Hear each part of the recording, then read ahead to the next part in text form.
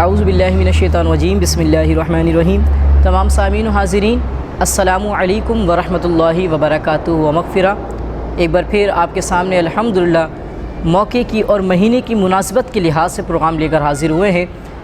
اور یہ مہینہ جس کو ربیع الثانی کہا جاتا ہے اور اسی کو عاشقان غوث الورا عاشقان میلاد مصطفیٰ صلی اللہ تعالی علیہ وسلم ماہ ربیع الغوث کے نام سے پکارتے ہیں۔ یہ 11ویں کیا ہے، اس کی حقیقت کیا ہے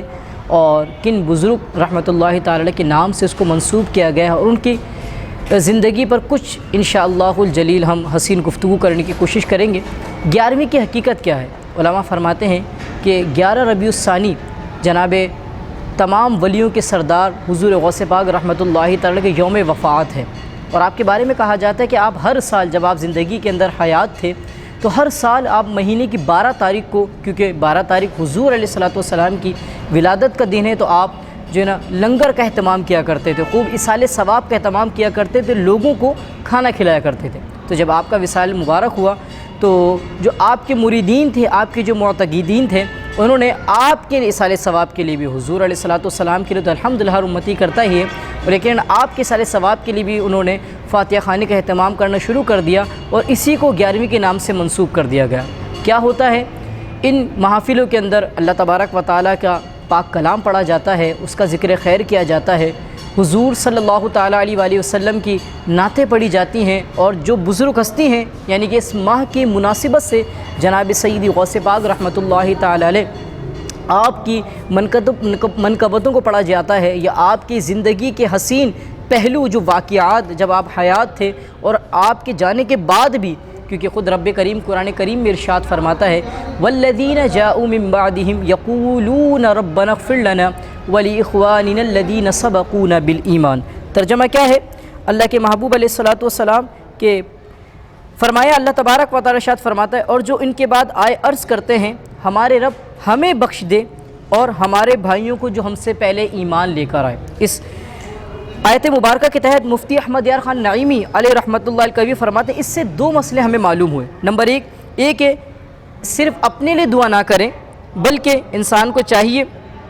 کہ وہ اپنے سلف صالحین کے لیے بھی دعا کرے، اور بزرگان دین خصوصاً صحابہ کرام اہل بیت کے عرس، ختم، نیاز، فاتحہ اعلیٰ چیزیں، ان بزرگوں کے لیے بھی دعا خیر کیا کرے۔ تو لہذا یہ 11ویں شریف اصل غوث پاک رحمۃ اللہ تعالی علیہ کی جانب سے جو منسوب ہے یہ دن، اس میں آپ کے لیے فاتحہ خوانی کا اہتمام کیا جاتا ہے۔ اور یہ بھی میں ایک بات کہتا چلوں کہ بزرگان دین کی جو ہم جو مطلب یہ کہ فاتحہ وغیرہ کا اہتمام کرتے ہیں اس کو نیاز کہا جاتا ہے، محبت کے اعتبار سے، درجہ اعلیٰ کے اعتبار سے، اور عام مرحومین جو ہوتے ہیں ان کی جب ہم اس کا اہتمام کرتے ہیں تو اس کو فاتحہ کہا جاتا ہے۔ غوث پاک رحمۃ اللہ تعالی علیہ کیسی شخصیت ہیں؟ آپ رحمۃ اللہ تعالی یقیناً تمام ولیوں کے سردار ہیں، اور جس طریقے سے نبی کریم صلی اللہ تعالیٰ علیہ وآلہ وسلم تمام نبیوں میں سب سے اعلیٰ ہیں، جناب غوث پاک رحمۃ اللہ تعالیٰ علیہ جس آپ وقت پیدا ہوئے اس کے بعد سے لے کے قیامت تک جتنے بھی ولی کامل آئیں گے ان میں سب سے اعلیٰ مرتبہ جو جناب غوث پاک رحمۃ اللہ تعالیٰ علیہ کا ہے۔ اور جس طریقے سے حضور علیہ الصلوۃ والسلام پر جب اللہ تبارک و تعالیٰ نے عالم ارواح میں تمام نبیوں کی روحوں کو جمع کیا، اور اللہ نے فرمایا وَإِذْ أَخَذَ اللَّهُ مِيثَاقَ النَّبِيِّينَ لَمَا آتَيْتُكُم مِّن كِتَابٍ وَحِكْمَةٍ ثُمَّ جَاءَكُمْ رَسُولٌ۔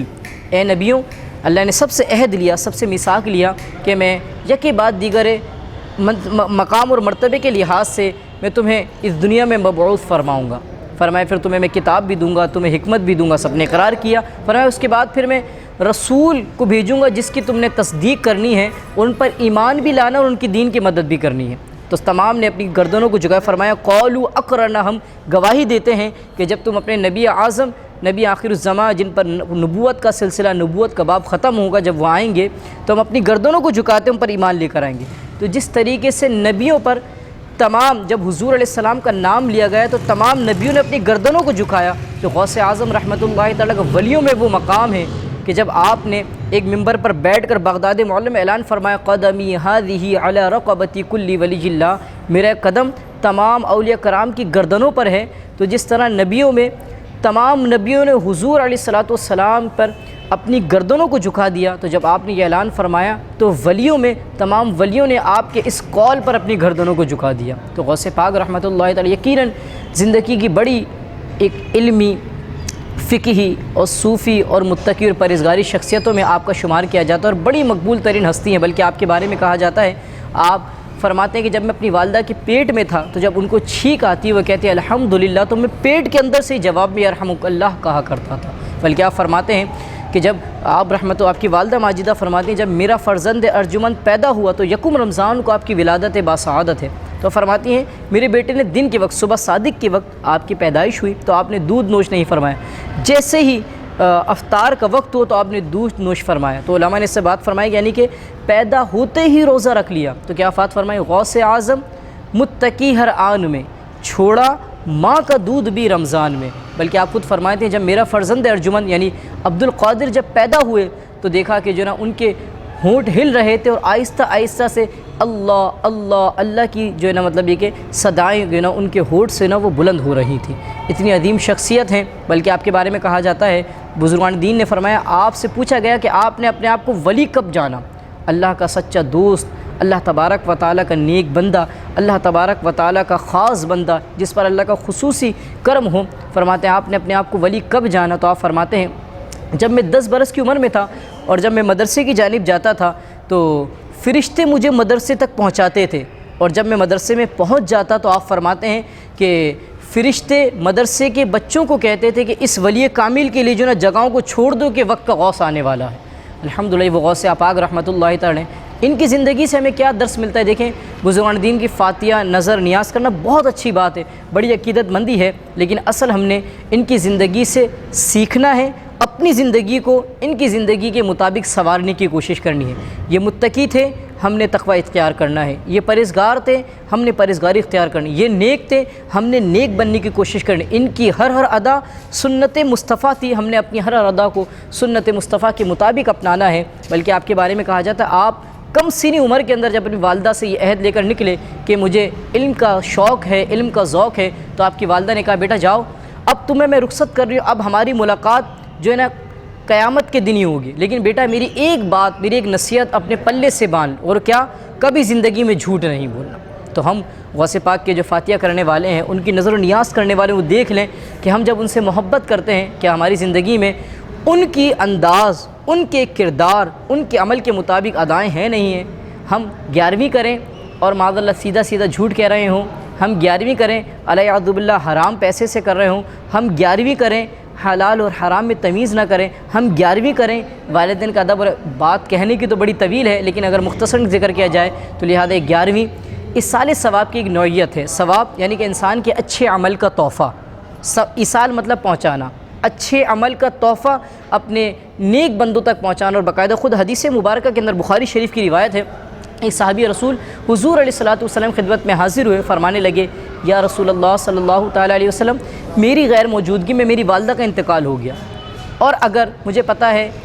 اگر میں موجود ہوتا تو وہ یقین مجھے کچھ صدقے کے لیے کہتی، تو کہ لہذا ان کے انتقال کے بعد اگر میں کچھ صدقہ کروں تو کیا ان کو اس کا ثواب پہنچے گا یا اس کا نفع حاصل ہوگا؟ حضور نے فرمایا ہاں بالکل ملے گا۔ تو لہذا اس سے بالکل بات واضح ہو گئی کہ جو نا اپنے جو مرحومین ہیں، جو دنیا فانی سے کوچ کر جاتے ہیں، ان کے لیے ہم نے ایصال ثواب کرنا ہے، اور چاہے وہ کھانے کے طور پر ہو لیکن غرور تکبر کے ساتھ نہیں ہونا چاہیے، اس کے اندر اعلیٰ ہو یا ادنا ہو سب کو آپ کے دسترخوان سے ملنا چاہیے، اور کسی کے اندر بڑائی کے طور پر نہیں کہ اس نے زیادہ کیا تو میں اس سے زیادہ کروں گا، اس نیت کے ساتھ نہیں، اور ایسے بھی نہیں کہ آپ پر نہیں ہے اتنی بساط اور آپ کر رہے ہیں اور آپ قرض لے کر رہے ہیں، تو اس کا بھی شریعت نے آپ کو اتنا زیادہ آپ پر جو ہے نا مطلب بوجھ نہیں ڈالا۔ اگر ہے تو آپ فراغ دلی کے ساتھ کیجئے، اپنے دسترخوان سے لوگوں کو جو ہے نا کھانے کا موقع دیجئے، کیونکہ اللہ تبارک و تعالیٰ جو اللہ کی راہ میں اس کی مخلوق کی حاجت روائیاں کرتے ہیں، اس کی مخلوق تک کھانا پہنچاتے ہیں اللہ کے کرم سے۔ حدیث مبارکہ کہتا ہے، ابو داؤد کی روایت ہے، اللہ تبارک و تعالیٰ بندوں کے اس نیک عمل پر فرشتوں میں فخر فرما رہا ہوتا ہے۔ تو ہم یہ جو دسترخوان بچھاتے ہیں فاتحہ غسل یعنی کہ اس کا ثواب غسل ورا تک جاتا ہے، اور ان کو کھانے پینے کی حاجت نہیں ہے، بلکہ ہم ان کے لیے یقیناً جس طرح دنیا میں رہتے ہوئے ان کے تصرفات تھے کہ وہ اپنے بندوں کے کام آتے تھے، الحمدللہ انتقال کے بعد بھی وہ اپنے نیک بندوں کے، اپنے عاشقان جو ان سے محبت کرنے ان کے کام آتے ہیں، اللہ کریم ان سے ہم کو سچی محبتیں عطا فرمائے۔ اچھا، اسی کے ساتھ ساتھ میں آپ کو ایک یہ بات بھی کہتا چلوں، غوث پاک رحمتہ تعالی کے جو چاہنے والے ہیں، آپ کے محبین ہیں، آپ یہ دیکھ سکتے ہیں آپ کے سامنے یہ ختم قادریہ، اس کو ختم غوثیہ بھی کہا جاتا ہے۔ الحمدللہ اپنے گھر میں جب وہ محفلیں سجاتے ہیں اور آپ کے نام کے سال ثواب کی بزمیں سجاتے ہیں اور مجلسوں کا انعقاد کرتے ہیں تو یہ ختم قادریہ پڑھا جاتا ہے۔ یہ آپ جو ہے کسی بھی الحمدللہ اہل سنت والجماعت کے مکتبہ فکر سے آپ جو ہے نا اسٹال وغیرہ سے لے سکتے ہیں، جہاں سے دینی اور اسلامی کتب ملتی ہیں۔ یہ دیکھ سکتے ہیں آپ، اس کا باقاعدہ پورا ایک طریقہ کار ہے۔ آپ تھوڑا سا اگر آگے جائیں گے نا، اس میں باقاعدہ پورا طریقہ کار بتایا گیا ہے کہ کس طریقے سے آپ نے اس کو پڑھنا ہے۔ صورتیں ہیں اس کے اندر، اور سب جو ہے نا اس میں صورتیں دی گئی ہیں، قرآنی آیات ہیں الحمدللہ، اور اس کے اندر کچھ جو ہے نا آپ کے طرف سے منسوب جو ہے نا القابات ہیں جو اللہ نے آپ کو دیے ہیں کہ آپ محی الدین ہیں، کتب زمانہ ہیں، محبوب سبحانی ہیں، قطب ربانی ہیں، قندیل نورانی ہیں، شہباز لامکانی ہیں، شیخ عبد القادر جیلانی ہیں۔ تو الحمدللہ پہلے تو آیت مبارکہ ہے، قرآن کی آیت ہے، پورا باقاعدہ اس میں طریقہ کار اس کے اندر ذکر گیا ہے آخر تک کہ اگر آپ کی زندگی میں پریشانیاں ہیں، مصائب ہیں، آلام ہیں، مشکلات ہیں، رنج ہے، فکر ہے، غم ہے، کوئی بھی ہو تو انشاءاللہ اس کو پڑھیں۔ سب سے پہلے تو ہمارے بزرگان دین یہ فرماتے علماء دین کہ نماز پنجگانہ، اللہ کی عبادت کو اپنا جو ہے نا مطلب یہ کہ مقصد عظیم سمجھے، کچھ بھی ہو جائے عبادت سے غافل نہیں ہونا۔ اسی کے ساتھ ساتھ پھر ان چیزوں کو بھی اگر کریں گے جو بزرگان دین سے ہمیں ان کے امتیوں کے، ان کے مریدوں کے لیے جو تحفے ملے ہیں، جیسے غوث پاک رحمۃ اللہ تعالی کی طرف سے تمام بزرگان دین سب آپ کے چاہنے والے ہیں، سب آپ کے در کے گدا ہیں، تمام کو ولایت ملی ہی آپ کے در سے ہے، اور آپ کو جناب علی جی المرتضیٰ اور ان کو جناب رسالت مآب، یہ سلسلہ چل رہا ہے۔ دیکھیں یہ ایک سلسلہ چلتا آ رہا ہے جو ہمیں یقیناً جناب صحابہ تک، غوث پاک کے ذریعے سے صحابہ کے ذریعے مصطفیٰ کے ذریعے اور رب کی ذات تک۔ اور اللہ خود فرماتا ہے قرآن کریم میں، یا ایھا الذین آمنوا اتقوا اللہ وابتغوا الیہ الوسیلہ، اے ایمان والو اللہ سے ڈرو اور اس کی طرف وسیلہ تلاش کرو۔ وسیلہ تلاش کرنے سے مراد کیا ہے؟ یعنی کہ نیک لوگوں کے ساتھ جڑ جاؤ۔ اگر تم نیک لوگوں کے ساتھ جڑ جاؤ گے تو وہ تمہیں رب کا پتہ بتا دیں گے۔ نیک لوگ ہی تو وہ ہیں، اہدنا الصراط المستقیم، مالک کس پر ہے؟ صراط مستقیم والے کو نے فرمایا صراط الذین انعمت علیہم، جن پر اللہ کا انعام ہوا۔ انعام کن پر ہوگا؟ اللہ نے قرآن میں فرمایا من النبیین والصدیقین والشہداء، وہ انبیاء ہیں، وہ سچ بولنے والے ہیں، وہ شہداء ہیں۔ اللہ کریم ان سے ہم سب کو سچی محبتیں عطا فرمائے، آمین بجاہ النبی الامین صلی اللہ علیہ وسلم۔